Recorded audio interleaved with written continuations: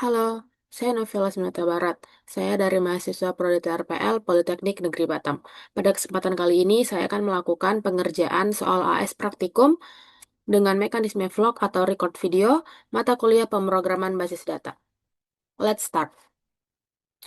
Untuk soal yang pertama, terdapat sebuah toko buku online yang memiliki database dengan skema sebagai berikut.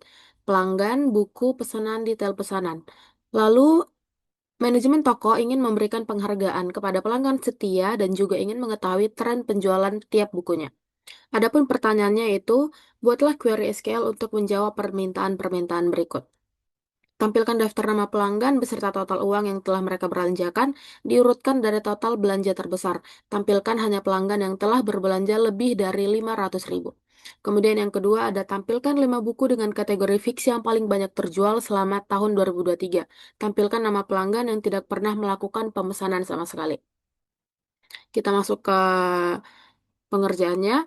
Tentunya langkah pertama yang harus kita lakukan ialah membuat database toko buku online dan juga tabel-tabel di dalamnya. Kita masuk ke menu localhost-nya, kemudian kita buat database toko buku online, lalu kita buat juga di dalamnya terdapat tabel buku, tabel detail pesanan, tabel pelanggan, dan juga tabel pesanan. Tidak lupa juga kita isikan tiap-tiap tabel tersebut sehingga memiliki data. Tabel buku, tabel detail pesanan, tabel pelanggan, dan juga tabel pesanan. Lalu kita langsung masuk saja ke pertanyaannya. Yang pertama yaitu, buatlah query SQL untuk menampilkan daftar nama pelanggan yang berbelanja lebih dari 500.000. Kita masuk ke menu SQL, lalu kita buatkan perintah query lanjutannya. Pada kali ini kita akan menggunakan query lanjutan yaitu select karena tentunya ingin menampilkan nama pelanggan dan total uang yang mereka belanjakan.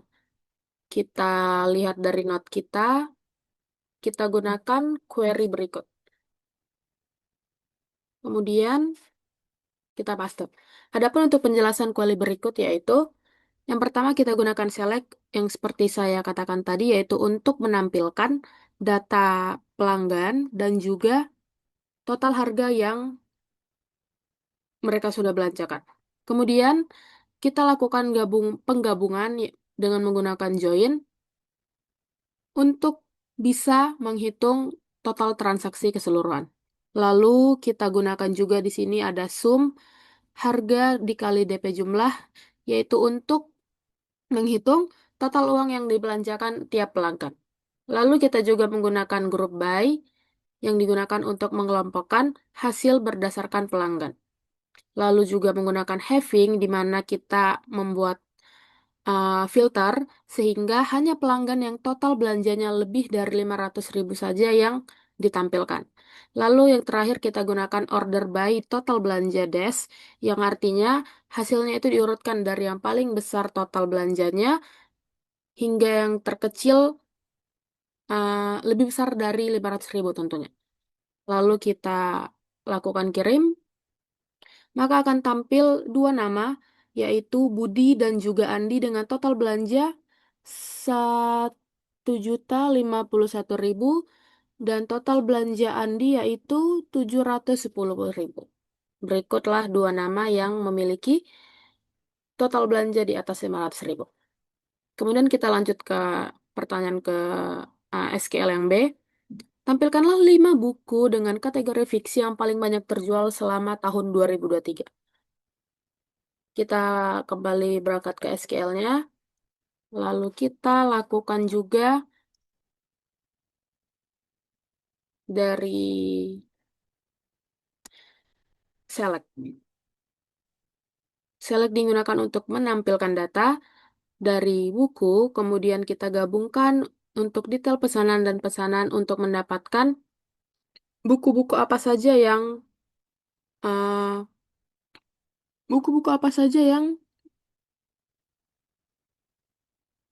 paling banyak terjual selama tahun 2023. Lalu, kemudian kita gunakan where untuk menyaring buku apa yang mau kita cari, yaitu buku fiksi.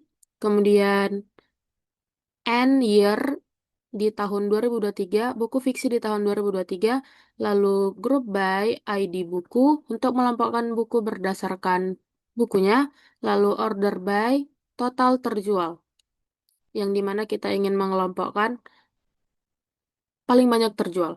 Lalu limit 5, yaitu 5 terbanyak selama tahun 2023 dengan kategori buku fiksi. Setelahnya kita klik kirim, maka akan muncul ada 5 buku dengan total penjualan terbanyak, yaitu Senja dan Cinta dengan total 4, Rindu Senja 3, Laut Bercerita 3, Langit Merah 3, dan Pelangi Hati ada 2. Kemudian yang terakhir yaitu tampilkan nama pelanggan yang tidak pernah melakukan pemesanan sama sekali. Untuk yang selanjutnya kita masuk lagi ke SQL-nya. Kita juga menggunakan menu select.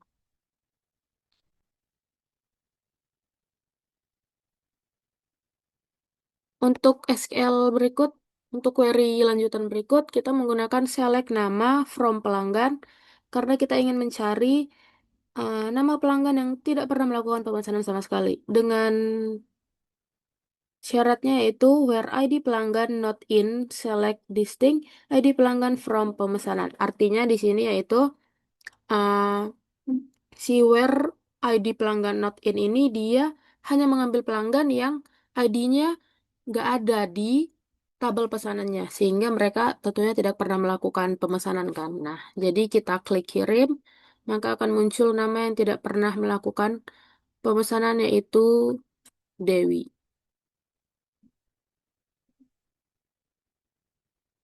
Berikut untuk soal nomor satu.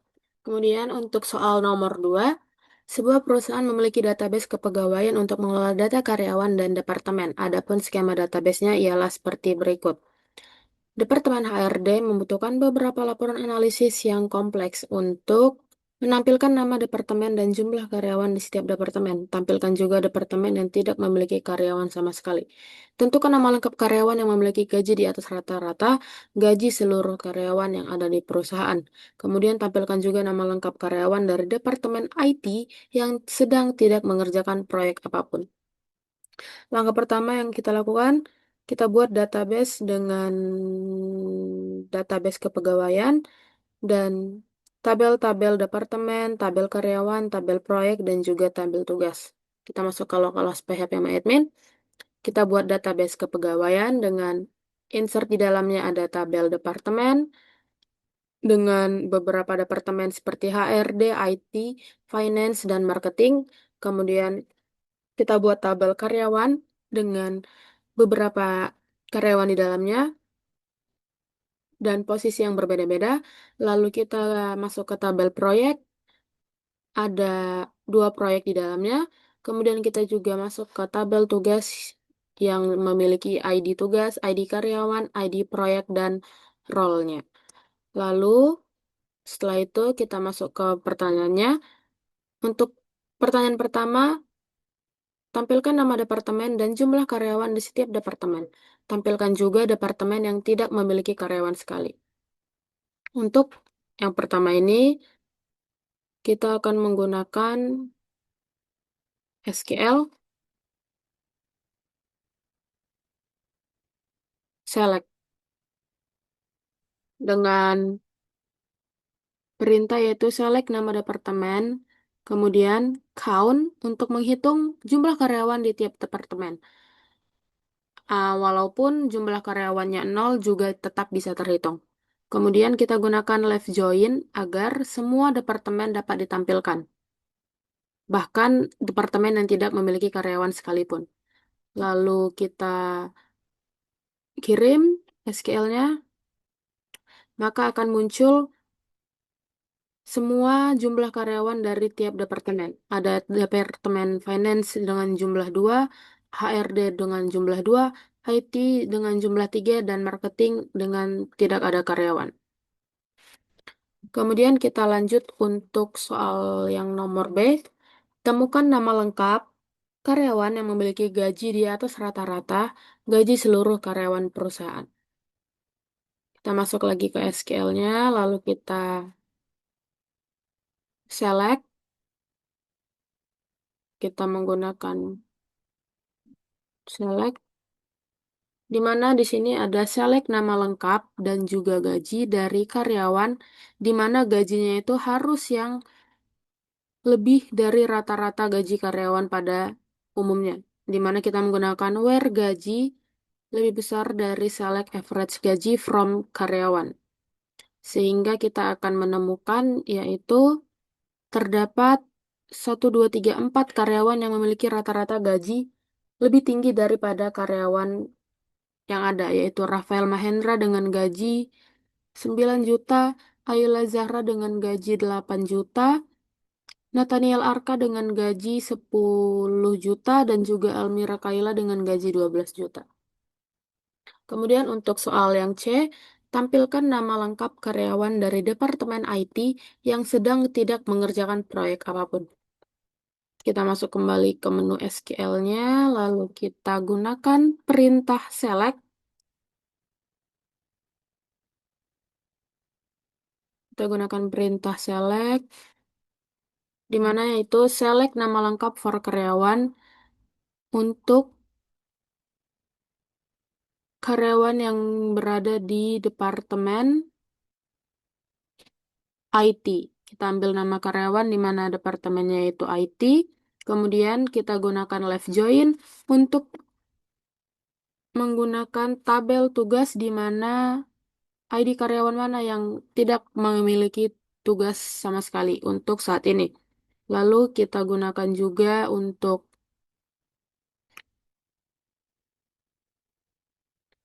ID karyawan, inilah yang menunjukkan bahwa ID mana nih yang nggak lagi ngapa-ngapain di Departemen IT. Is null. Disinilah kita bisa melihat bahwa kita akan menemukan siapa yang sedang tidak melakukan proyek apapun. Kita klik kirim, maka akan muncul satu nama yaitu nama lengkap Raihan Idris. Dialah yang tidak sedang mengerjakan proyek apapun di Departemen IT. Kemudian untuk nomor 3, Sistem Informasi Akademik atau SIA sebuah universitas perlu mengotomatisasi beberapa tugas rutin terkait status mahasiswa dan perhitungan nilai. Database SIA memiliki skema berikut. Mahasiswa dengan NIM, nama data like SKS dan status, mata kuliah dengan kode MK, nama MK dan SKS, dan nilai dengan ID nilai NIM, kode MK, dan nilai huruf. Asumsikan konversi nilai huruf ke bobot adalah sebagai berikut. A sama dengan 4, B sama dengan 3, C sama dengan 2, D sama dengan 1, dan E sama dengan 0. Untuk pertanyaan yang pertama, buatlah sebuah store prosedur bernama proses kelulusan yang menerima NIM sebagai parameter, lalu prosedur ini harus memeriksa apakah total SKS mahasiswa tersebut sudah mencapai 144 SKS. Jika iya, ubah kolom status menjadi lulus. Jika tidak, maka tidak ada perubahan yang terjadi. Prosedur harus memberikan pesan konfirmasi atau tentang hasil prosesnya, yaitu misal mahasiswa dengan NIM bla bla bla berhasil diluluskan. Namun jika tidak lulus, maka akan muncul pesan mahasiswa dengan NIM bla bla bla belum berhasil memenuhi syarat. Langkah pertama kita lakukan yaitu membuat database SIA. Kemudian kita buat tabel mahasiswa, tabel mata kuliah, dan tabel nilai. Kita lihat di tempat berikut. Ada database SIA dengan tabel mahasiswa, dengan tabel mata kuliah, dan juga tabel nilai di dalamnya. Kemudian, seperti yang ditunjukkan pada soal nomor 1, kita harus buat store prosedur untuk proses kelulusan sehingga mahasiswa yang mencapai 144 SKS yang sudah lulus. Untuk store prosedurnya kita lakukan melalui SQL, kemudian kita masukkan store prosedur yang akan digunakan, yaitu seperti berikut. Kita buka dengan delimiter $, kemudian kita lakukan create prosedur, yaitu proses kelulusan, di mana store prosedur ini menerima NIM mahasiswa sebagai inputan parameternya. Kemudian kita lakukan begin, lalu deklarasikan total SKS jika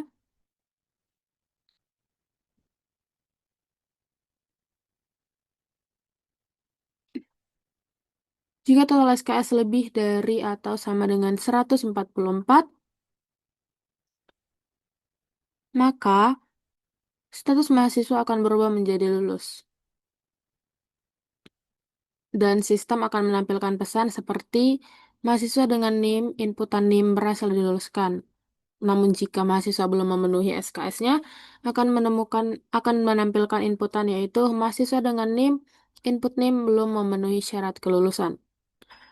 Lalu kita tutup lagi dengan delimiter dolar-dolar agar sistem bisa mengenali blok kode prosedur berikut. Lalu kita klik kirim, maka jika kita klik lagi database SIA kita, tabel prosedur ataupun store prosedur kita sudah berhasil dibuat dengan nama proses kelulusan dan jenis prosedur. Lalu jika ingin menjalankan tabel prosedur berikut, kita bisa melihat, bisa jalankan melalui SQL dengan perintah call proses kelulusan, call proses kelulusan dengan NIM.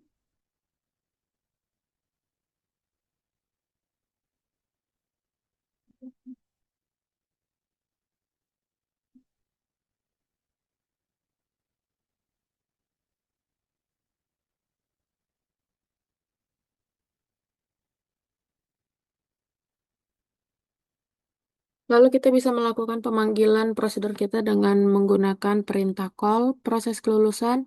Kita masukkan NIM mana yang kita ingin proses kelulusannya, yaitu kita akan proses kelulusan dengan NIM 22001002.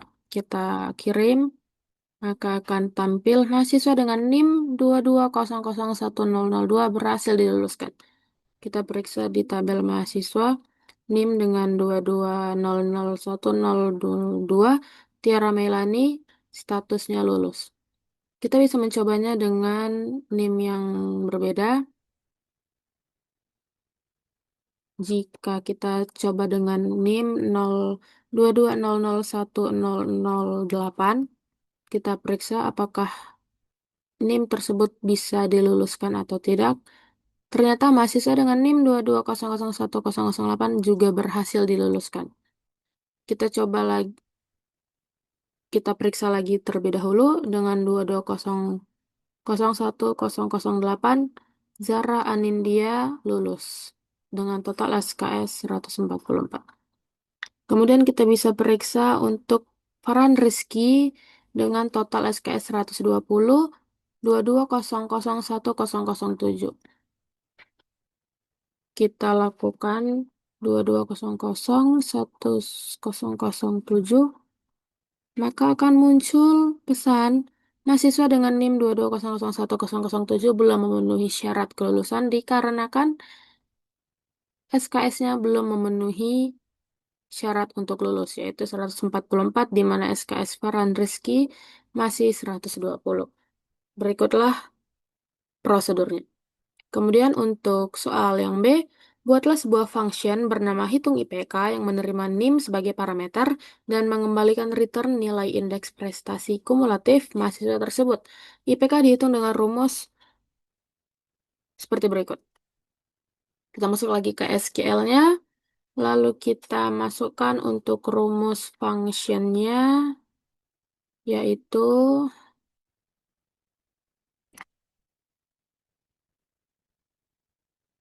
seperti berikut. Untuk penjelasannya, function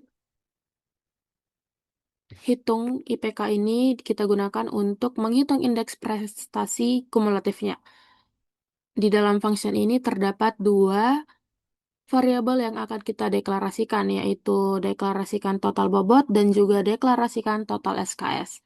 Di mana di total bobot kita menyimpan jumlah nilai dari hasil perkalian SKS dan bobot nilai huruf, sedangkan di total SKS kita menyimpan jumlah SKS dari semua mata kuliah yang sudah diambil oleh mahasiswa.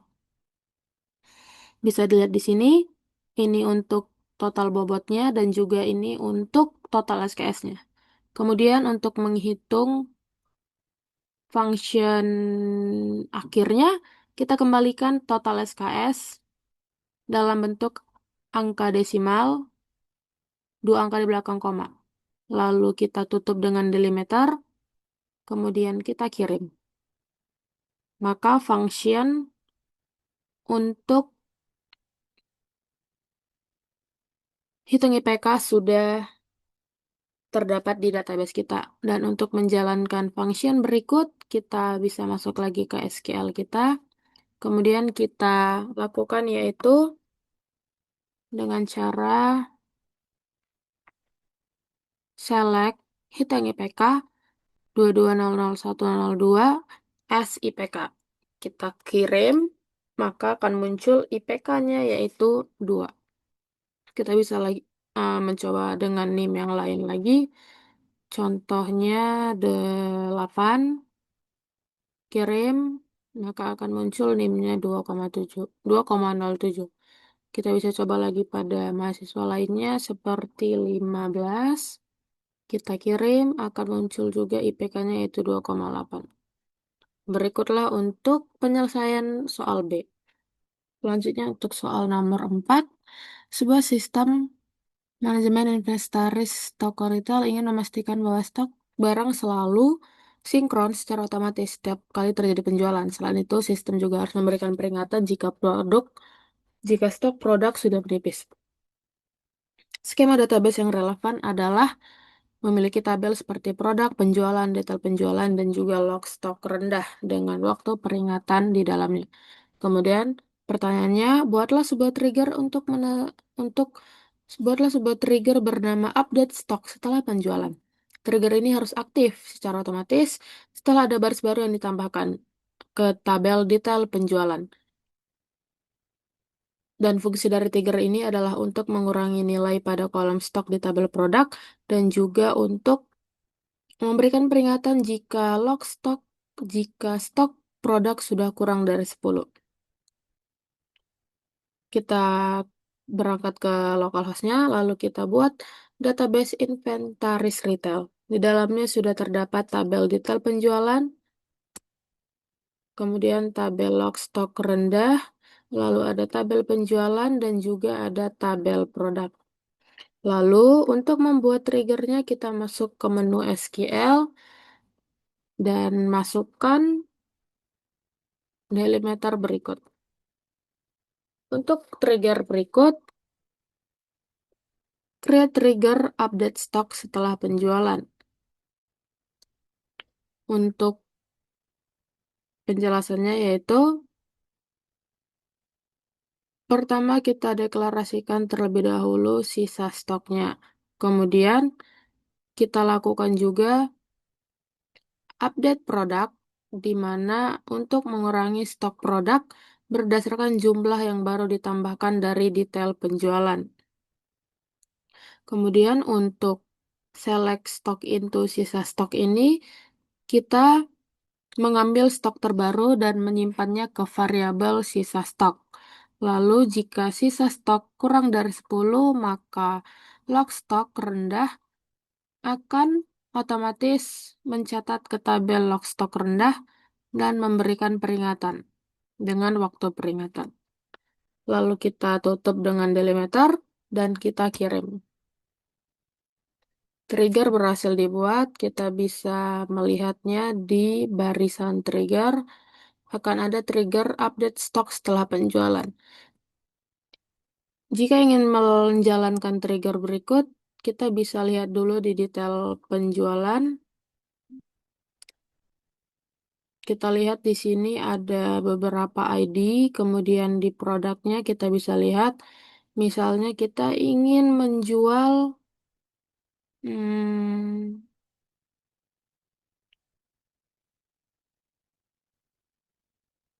salah satu produk dari sini. Lalu kita bisa masukkan SQL-nya, yaitu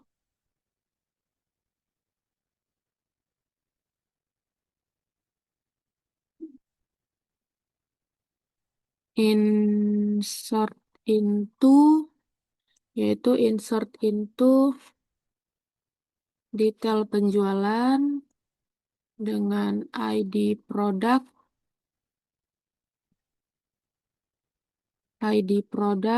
koma, jumlah, kemudian kita masukkan values-nya yaitu 1,5. Kemudian kita jalankan, akan muncul pesan ID produk dan jumlah 1,5 akan berkurang. Kita lihat di produknya, ID produk 1,5, stoknya menjadi 45. Kemudian bisa dilihat bahwa trigger sudah berjalan dengan baik.